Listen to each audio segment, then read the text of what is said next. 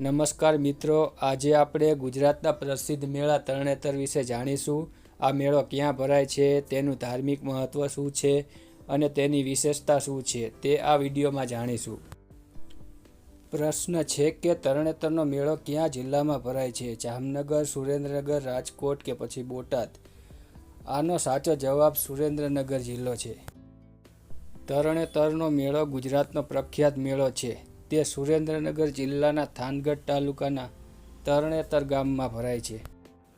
તરણેતર મેળાની વિશેષતામાં લોકનૃત્ય, લોકગીતો, પરંપરાગત વસ્ત્રો, હસ્તકલા અને ગ્રામ્ય સંસ્કૃતિ જોવા મળે છે. તરણેતર મેળામાં રંગબેરંગી છત્રી સાથેનું નૃત્ય તરણેતર મેળાનું ખાસ આકર્ષણ છે.